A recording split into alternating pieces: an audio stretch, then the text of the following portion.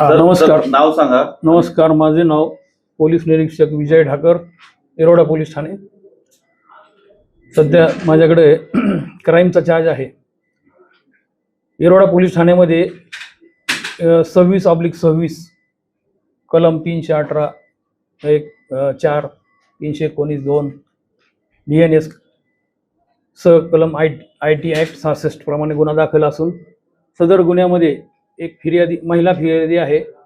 त्यांनी अशी फिर्याद दिली की त्यांना एका मॅट्रिमोनी ॲप वरून एक इसम आदर्श म्हात्रे नावाचा एक इसम आहे. त्याचे अनेक नावं आहेत. आदर्श म्हात्रे, रोहित पाटील, प्रशांत पाटील, अनेक अशी अनेक नावाने तो वावरत आहे. आणि ते सदरचा इसम हा त्या महिलेला आपण लग्न करूया आणि तुमच्या घराची पूर्ण जबाबदारी मी स्वीकारतो, तर त्यासाठी आपल्याला थोडे पैशाची गरज आहे असं सांगून विश्वास संपादन करून त्याने 26.5 लाखाची त्यांची फसवणूक केली. आणि सदरचे पैसे त्यांना बँकमधून लोन वगैरे ट्रान्सफर करून स्वतःच्या अकाउंटवर ट्रान्सफर केले. आणि सदरचे रक्कम ही त्याने पुढील दुसऱ्या अकाउंटवर ट्रान्सफर केली. सदर आरोपी हा अनेक गुन्ह्यामध्ये पूर्ण महाराष्ट्रामध्ये, मुंबई, ठाणे, नवी मुंबई, नागपूर अशा अनेक गुन्ह्यामध्ये तो पाहिजे आहे, वॉन्टेड आहे.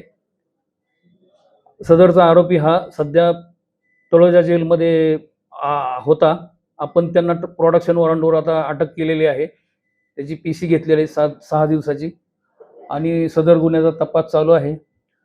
त्याने पैसे तर सदर महिलेला ट्रान्सफर केले, परंतु दुसऱ्या महिलेला फसवणूक करून त्यांच्या अकाउंटवरून पैसे ट्रान्सफर केले. म्हणजे त्यांनी असं भासवलं की पैसे तर सगळे दिले, पण ऑलरेडी ते पैशांचं जे अकाउंट जे आहे ऑलरेडी फ्रीज झालेलं आहे. त्यामुळं ते देऊन मी काय उपयोग नाही. तरी त्याच्याकडून 26.5 लाखाची रिकव्हरी करणं बाकी आहे. आणि त्याच्या आणखी कोण साथीदार आहेत त्याच्याबरोबर, त्यांचा पण तपास करणं बाकी आहे. आरोपीचं नाव काय आणि किती महिलांचे त्यांनी फसवणूक केलेली आहे? आतापर्यंत 11 गुन्हे आपल्याकडे आलेले आहेत रेकॉर्डवर, परंतु भरपूर गुन्हे आहेत त्यापेक्षाही जास्त. त्याची मोडस काय होती?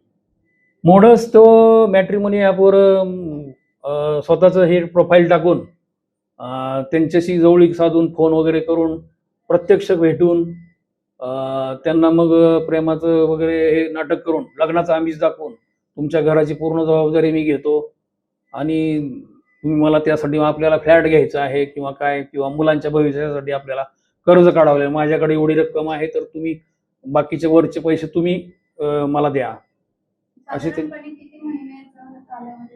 साधारणतः हे सदरचा गुन्हा आहे तो 15/6/25 ते 19/6/25 पर्यंत त्यांनी ते फसवणूक केली. नंतर आपल्याकडं 10/1/26 ला गुन्हा दाखल झालेला आहे. किती महिला आपल्याकडे आल्या होत्या? किती महिलांची? नाही, सध्या आमच्याकडे एकच महिला आली होती. किती महिलांची फसवणूक केली? आणि तो मॅट्रिमोनी ॲपवरती कधीपासून? तो बऱ्याच वर्षापासून आहे तो. तर याच्या आतापर्यंत अशा किती लोकांना त्यांनी फसवलं, अंदाजे रिकव्हरी केली? रिकव्हरी आतापर्यंत नवी मुंबईने 98 लाखाची रिकव्हरी केलेली रबाले पोलीस स्टेशननी. बाकीचे आता वाकड पोलीस स्टेशनने बी ताबा घेतला होता. परत मुंबईमध्ये पण घेतला होता त्याचा ताबा. वडाळा पोलीस ठाण्याने त्यांनी पण रिकव्हरी केली.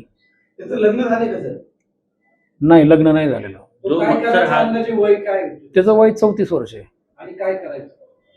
तो काय नाही, शिक्षण वगैरे एवढं जास्त शिकलेला नाही तो, पण तो इकडं तिकडंच असं फिरवणं. कोणत्या महिलांना टार्गेट करायचं? म्हणजे मुंबई, पुणे अशा वेगवेगळ्या अशा अनेक, म्हणजे पुणे, मुंबई, अलिबाग. तो मूळचा अलिबागचा, रायगडचा राहणारा.